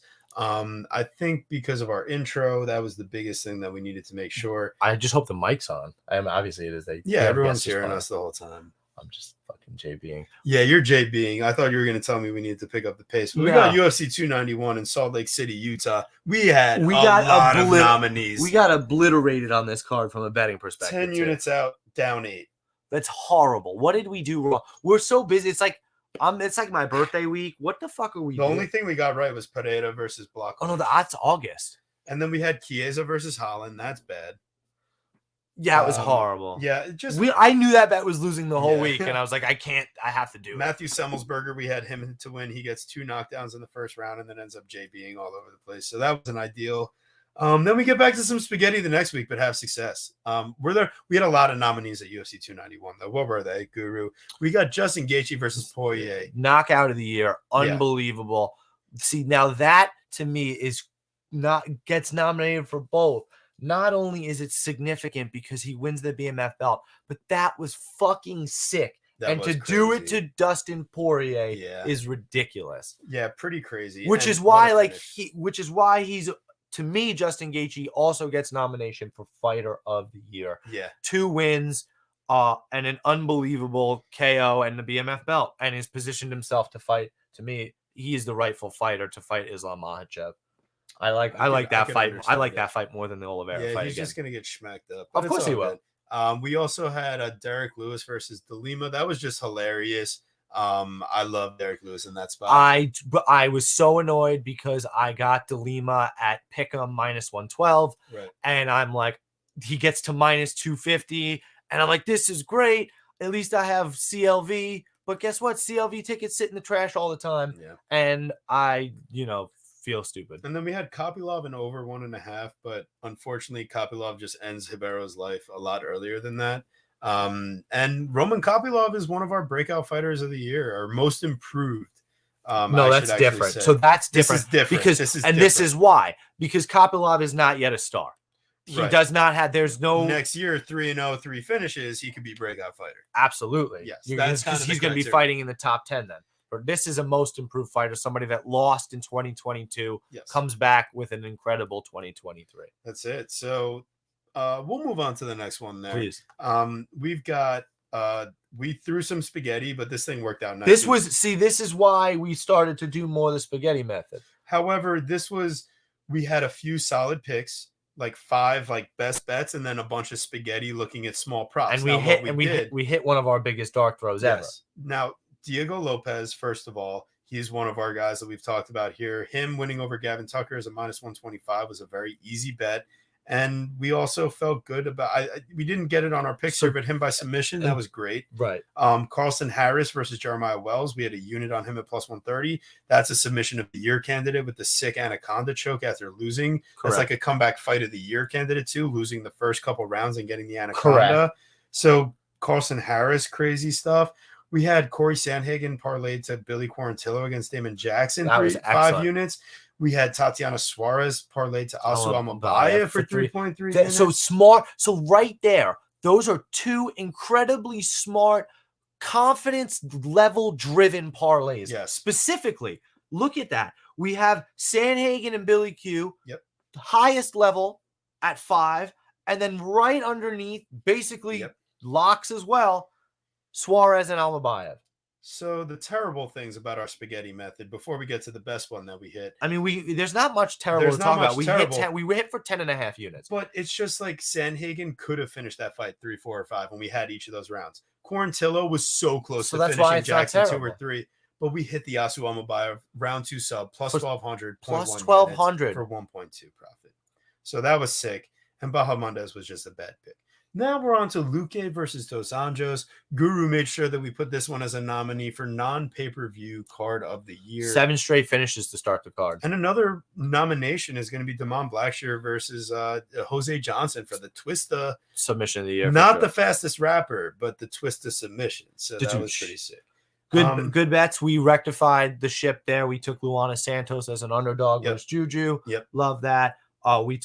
See, this is the problem, though. Look at that. Why are we only a half a unit on AJ Dobson? I know we bet more live or like before the fight went live. There's no way we only had a half unit on but that. Really. That's ridiculous. That's why Bet MMA sucks. We're too. No, it's good because everyone is limited. Why our strategy needs to change. We have to have balls. Yeah. Half a unit is no balls. No balls. Low T, very or no T. If you want to take if you want to take a half unit shot on long shots, I mean, I understand that, right.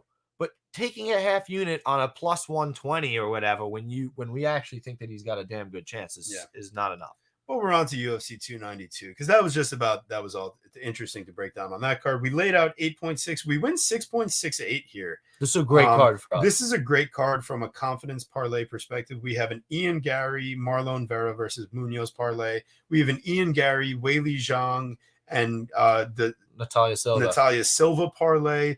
We have a Gerald Mearshart versus Petrosky over instead of picking a side. We have a Gregory Rodriguez and a Brad Katona parlay. I mean, we were just on fire here. This was one of our best cards. We were extremely clean. And let's just be honest, from a pick standpoint, we were extremely clean. The only pick we got wrong, I believe, on the whole card was Marina Moroz. Yeah, against Karina Silva. And that was worth taking a little shot, but it didn't really play out in our favor. So you need more tape study there. We're on to Max Holloway versus the Korean But see, this is the thing. We win 7 units on 292, and then we lose 7 units on Holloway Korean Zombie, and I'm not even sure how. Yeah. Because we you know what it was? Because, again, now we do stupid shit with how did we lay? Rolando Bedoya, minus 250, flying across the world for 6 units. Right. So we had Bedoya in the parlay, which was horrible. He fought terribly. Now, just Rinya Nakamura and Max Holloway, okay, you make sense. Max Holloway and Nakamura both inside the distance, okay, you make sense. But if you're doing fucking, you just need to find it. You need to find it. We need to find a better leg. Listen, I thought Junior Taffa versus Parker Porter would have been a hilarious. Everybody and their grandma was Everybody and their grandma was on Bedoya. Yeah, exactly. So we all got we all got Jay beat around. But now, I mean, was there any other like nomination we No. had? Nope. So we're on to Gon versus Spivak. Wait, did we even talk about the UFC 292? We didn't even talk about the most important part of it, did we? No. So in that Boston matchup, we didn't even put it on Bet MMA, but we have what Guru is going to call a knockout of the year. But this goes back because of the moment. This goes back exactly. Listen, before we get into even the knockout, let's talk about the fact again that we're not laying Sean O'Malley on Bet MMA. I mean, he was plus 200. Whatever. But it's the principle. We're not laying it on Bet MMA. Where's the balls? No balls, no testosterone. It's bad. Extremely low T. We were on him. We went on Cody's show and we told them. We told them straight up that we didn't do it. And we didn't lay it on Bet MMA. But we were also right. But we still profited and we bet the knockout. But we have to do that beforehand on Bet MMA to at least show people that look at Bet MMA and say, hey, we're actually better than that. Yeah. So fair enough. To me, knockout of the year. One of the knockout nominees of the year for Sean O'Malley. So to me, or at least TB was saying, oh, O'Malley doesn't sleep him. Sterling still moving, blah, blah, blah, not knockout of the year. I'm like, bro, he's dribbling his head like a basketball. And the significance of it is so important. How is it not one of the best knockouts of the year? All right. Fair enough. But that's one of the reasons why we invented 2 categories. That's it. So we got UFC Fight Night Gon versus Spivak this time. Oh my goodness. I know I was picking Sergey. That was unfortunate, but we didn't put that on Bet MMA, and Guru made sure we didn't. We did put out 7.5 units and we profited. This was one of our cleanest and best Bet MMA cards of the year. We took 2 little flyers on Farid Basharat's submission in round 2 and 3. He ends up getting the easy victory. So we parlay Volkan Oezdemir versus Bogdan Guskov with Farid Basharat. That's a 2-unit parlay. Then we have Morgan Charrier with Farid Basharat also. So that's 5 total units on Farid. Yeah. So that's another 3 units. Then we have another 1.2. Listen, we won 6. Fight doesn't go. We win 6 units on the day, and 5 of them had to do with Farid Basharat. You gotta love it, right? You find your spot, you hammer it. That's almost like I'm going to talk. My only spiel I got left is coming up about my favorite nickname in MMA, and you know exactly what it is. So we're going to move on here because Gon Spivak, did we have any other we already put our breakout fighter. Breakout for BDS. BSD, really? Yeah, it's Benoit Saint-Denis, not Benoit Denis Saint. Yeah. So it's a BSD. He's thinking of like bondage and stuff, I guess. BDSM.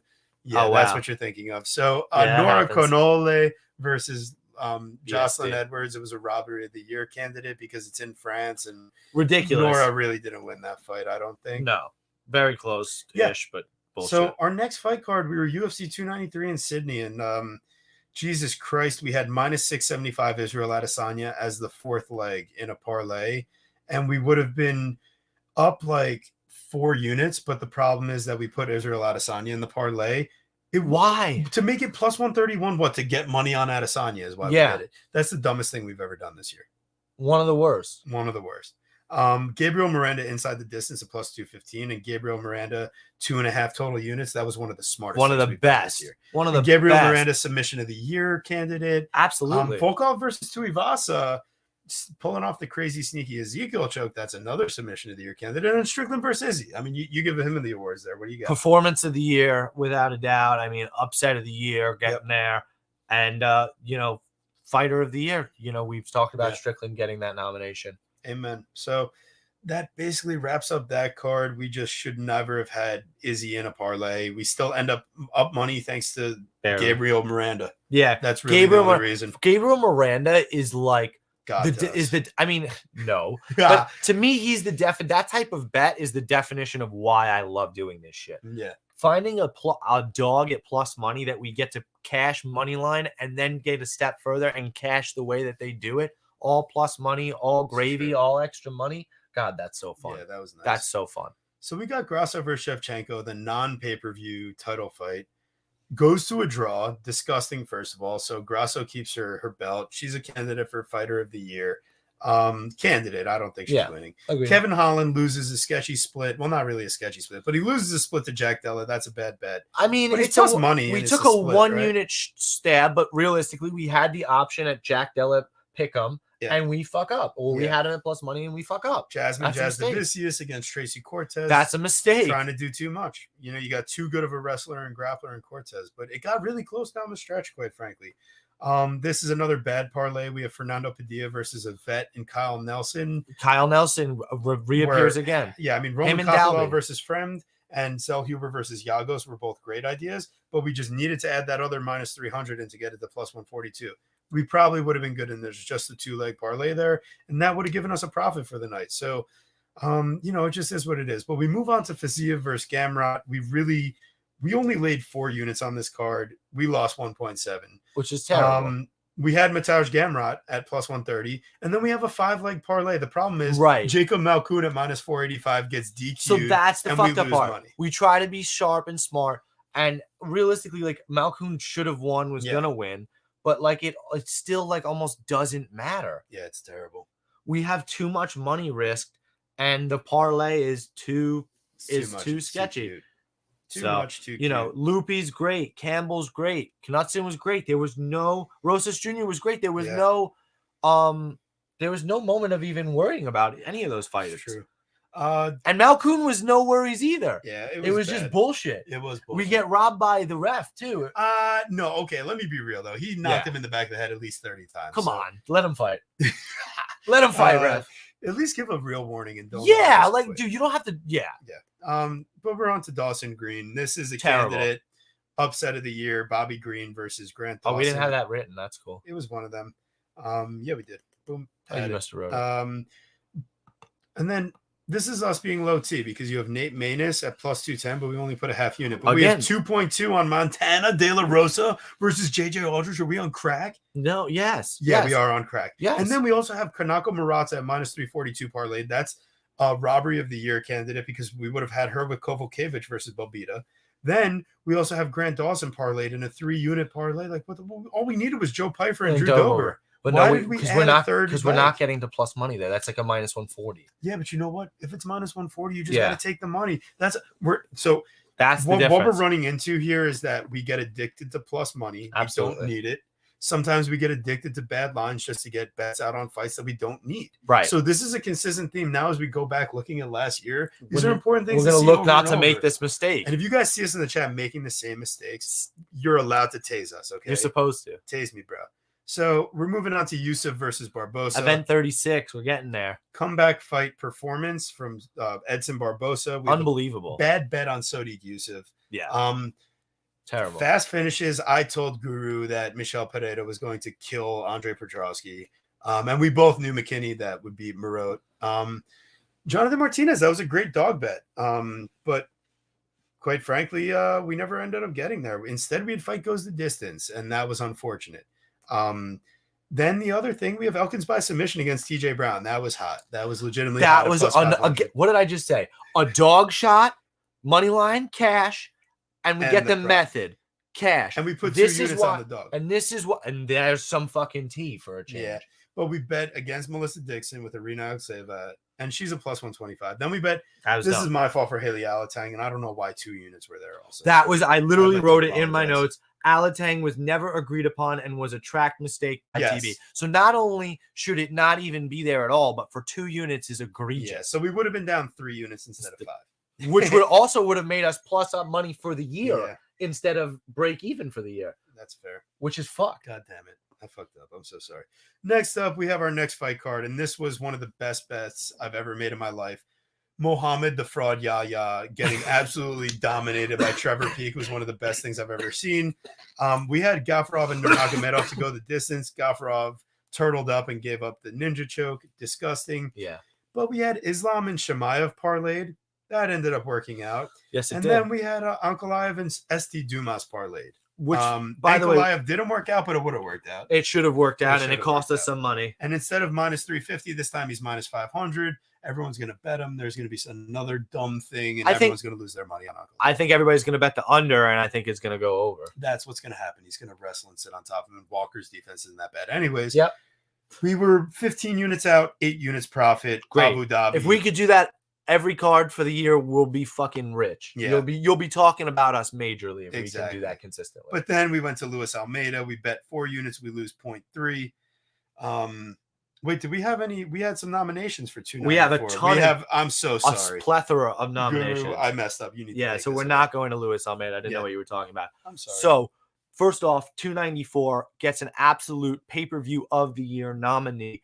One of the best pay-per-views of the year. Absolutely incredible. One of the most hardest hitting safeties in the league. Stacked top to bottom. You've got Islam Makhachev with KO of the year nomination. That was sick. Unbelievable Sick to head finish Volk that way. And to me, he also gets a Fighter of the Year nomination. 2 fights, 2 wins, 2 title defenses. Unbelievable. Hamzat Chimaev versus Usman. Talked about it. Fight of the Year nomination, without a doubt. One of the best fights of the year. Unbelievably entertaining, back and forth. Usman pulls it out of the fire. Should have he actually, I believe, got offered 5 rounds and didn't take it. Wow. He didn't trust his cardio on short notice, and he should have, because he would have won that fight if it had to go for 4 or 5. We also come back with Iskra Maleskarov, another knockout of the year nomination. Another one. The dude has been unbelievable. And you've got Mike Breeden gets the comeback performance of the year nomination. Unbelievable. Down Mike the dog. Down 2-0 to Jubilee. Barking at him. Literally walks him down, unable to be finished, and just fucking knocks him silly. Love it, love it, love it. That was sick. We were on him and played him. Tracked. Yeah, we ended up having did we? Didn't we? We didn't?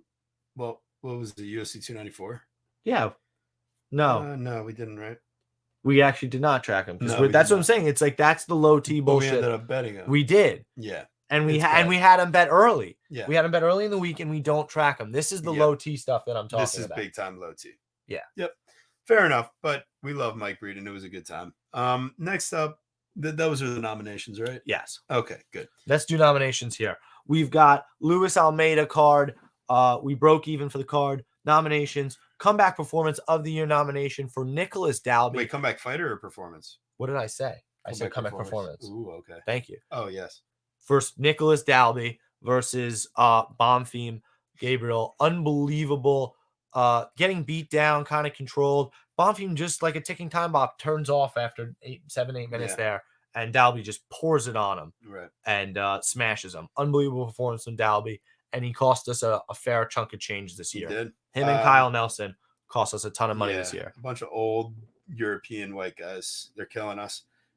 Market inefficiency. Kyle Nelson's Canadian, but don't let that stop you. Yeah, fair enough. He probably came from Europe at some point. That's right? Ridiculous. Yeah, I'm crazy. So, anyways, Angela Hill, Denise Gomes on the Luis Almeida card. That was a good bet, Angela Hill. You love that. Now, can we talk about something? Because the way it's laid on Bet MMA is not the way I did this in real life. Vitor Bobby Petrino versus Modestas Bukauskas parlay to Gabriel Bonfim and Rinat Fakhretdinov. Guru fought me tooth and nail to get Rinat Fakhretdinov parlayed. And let me tell you what should have won the fight, by the way. Let me tell you what I actually did at home. I took out $140 and I threw it on Vitor Bobby Petrino. Breakout fighter of the year. No, rookie of the year. He's not a breakout fighter. Rookie of the year. When we haven't talked about rookie of the year. Newcomer / rookie of the year. Yes, we have. We did it with Ikram. We did it with Diego. We did it with Lisboa. Thank you. We did it with Rombetsky. Thank you for going over the number. Yeah, exactly. But I really think Vitor Bobby Petrino is probably my rookie of the year. It's really Bo Nickel. But really it is. But the reason I have him nominated for sure is like this dude. This is when it really clicked for me. I was like, Bobby Petrino is minus 275 against Modestas Bukauskas. Let me break down here. I got him at minus 250. Yeah.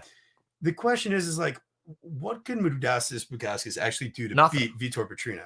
And the odds were better than other fights on the card, like Gabriel Bonfim or Ismail Bonfim or Rinat Fakhretdinov. But he's the one that was the surest bet of the whole card, given the matchup. And I just threw down the fucking hammer, and I did great solo. But on Bet MMA, we fuck up, you know? It is what it is. But that was like a game-changing moment for me, and that's my last diatribe of this episode. No, it's not. Well, like my last real I don't believe that. All right, fair enough. We'll see. UFC 295, our second attended event of the year. Amazing time in person. Just an absolutely unreal experience. Snipe tickets. Yep. 14.6 units out, down 2.2. Terrible.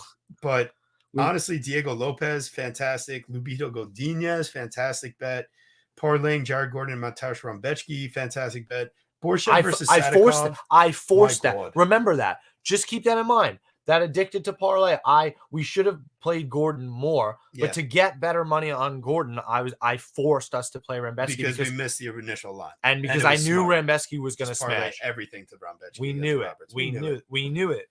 So there are some moments, but the line was minus 700, so you can only do so much. Right, but I honestly thought that there was value at minus 7. Yeah, minus 2,000. It didn't matter. Yeah, it didn't matter. That night you would have won every single time, 99 times out of 100. You needed a freak. You needed a freak injury. So yeah, ultimately, we have a lot of awards for this one. So Guru, break them down. So we had a ton of awards. First off, this is pay-per-view of the year nomination, and maybe I'm biased, but to me, this is going to be the winner. Card was absolutely phenomenal. Pay-per-view of the year nominee. You got to me, a KO of the year nomination, at least for the significance, for Alex Pereira over Jiri. I understand maybe it's not the cleanest. Maybe you want it a little sooner or a little later. I mean, fine. Aspinall Pavlovich, unbelievable knockout of the year. That shit was crazy. Yeah. Andrade Dern. I think Andrade deserves her own little special one for that. She beat the piss out of her. You know, girls, I don't think get enough credit in the awards just in general. There you go. You got Benoit Saint Denis, BSD, knocking out Matt Frivola. Knockout of the year nomination, like we've talked about a million times with him. Breakout fighter of the year nomination. Next one. Diego Lopez get a newcomer of the year nomination. Slavakos and Nazim. I feel like that fight was slept on. One of the fight of the year, low key fight of the year nomination. One of the nominees. And that was fire. Really, the problem with the card was we laid way too much money on Matt Frivola, which happens, and we laid too much money on Pavlovich, which we got at a dog price, and Aspinall got rocked and never used his wrestling. Like sometimes you just kind of got to eat a dog shot, and that's okay. And if one of them hits, we end up profiting nicely. Even if one other of our bets hits, we're looking at a solid night. It's just we're one way. We're one away. So the next card we go to, Brendan Allen versus Paul Craig. That was horrible. You go ahead. I refuse to after that. I'm sorry. Versus Paul Craig. I have no voice. I would like to apologize. Miktilbeck Oral Boy. That's our dude.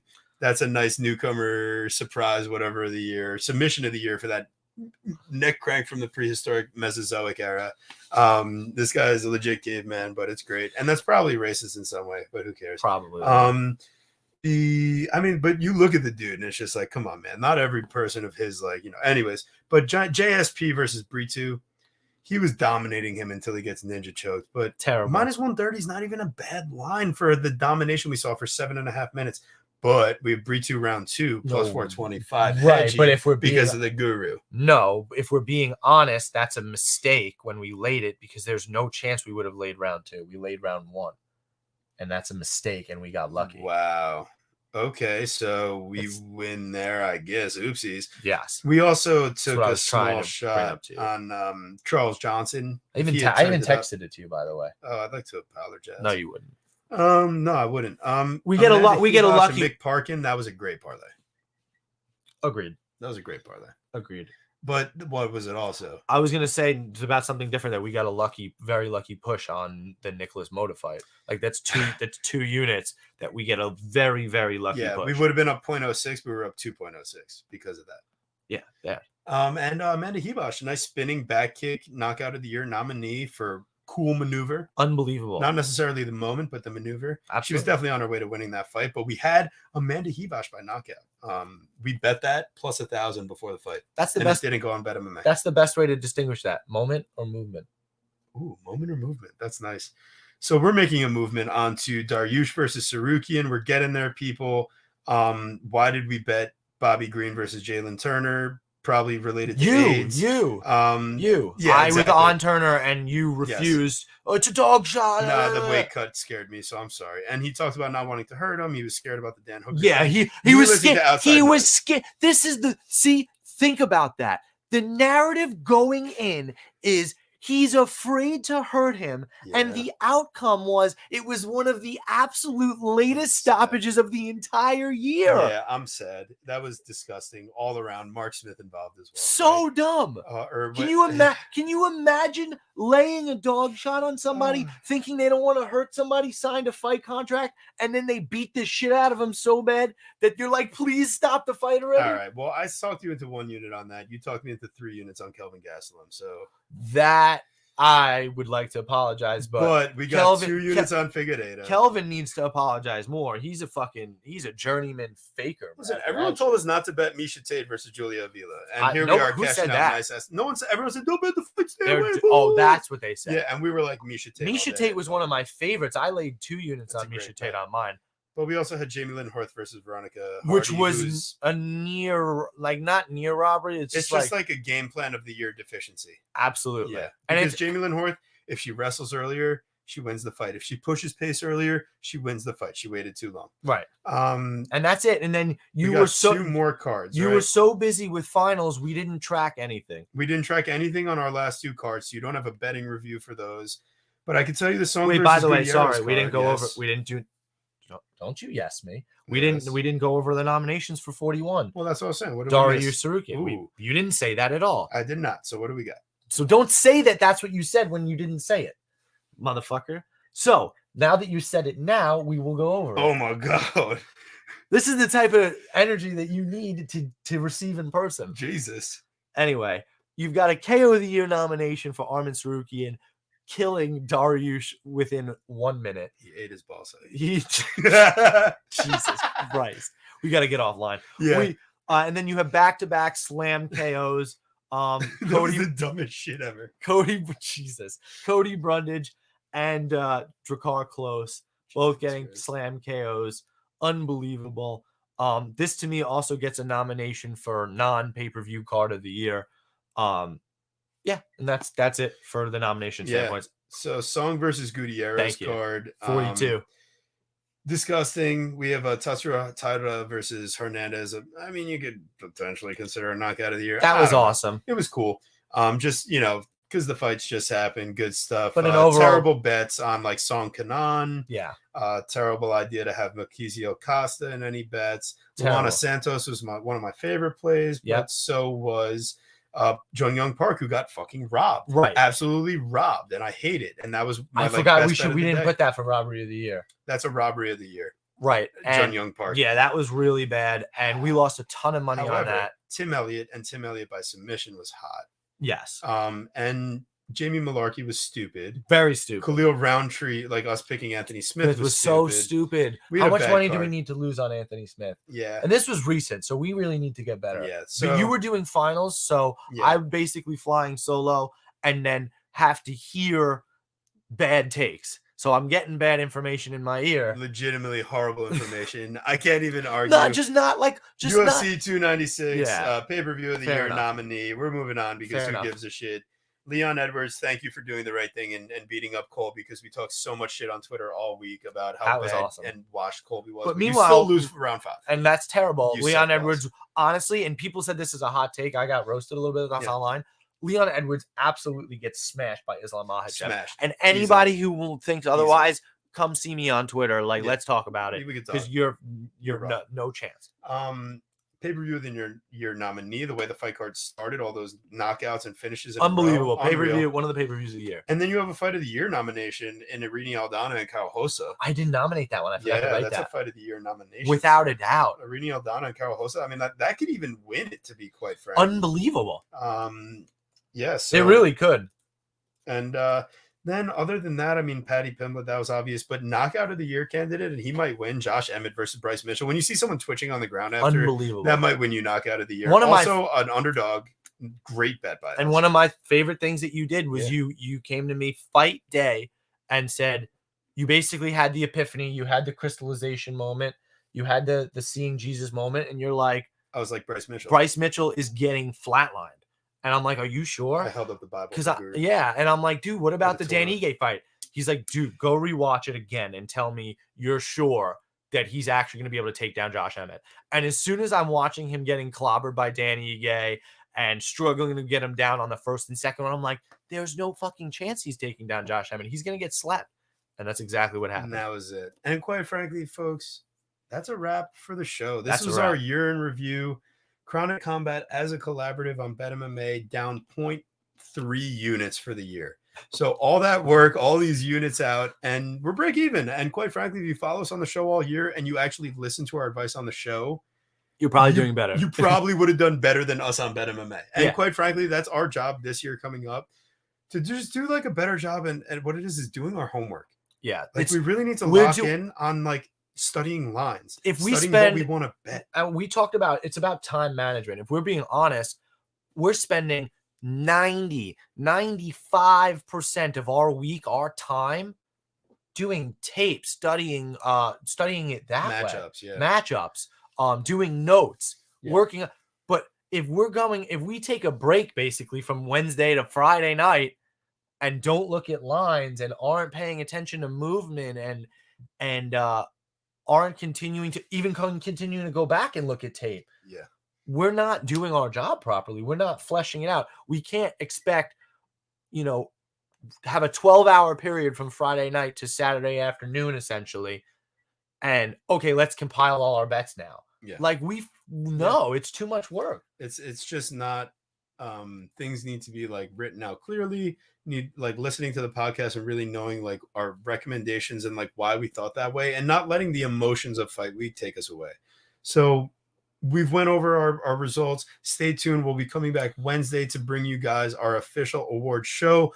We'll post the nominations for each category on Twitter. We'll put up a poll, let you guys vote. We'll bring that into consideration when we make our final choice and give you the Chronic Combat Awards. Stay tuned, get your Denver Nuggets, and make sure you're smoking something good, because we will see you guys next Wednesday. Guru, before we go, what do you got to say? I'd like to say thank you so much. Make sure you share, subscribe, like, do all the good things for us. We really, really appreciate it. It's why we do this show. Make sure you're following my unbelievable co-host, TB Scouting MMA, on Pickett, on X, on BetMMA, on Verdict. And make sure you're following me, the Guru Scouting MMA, X, Verdict, BetMMA, Pickett. And listen, everybody, have a very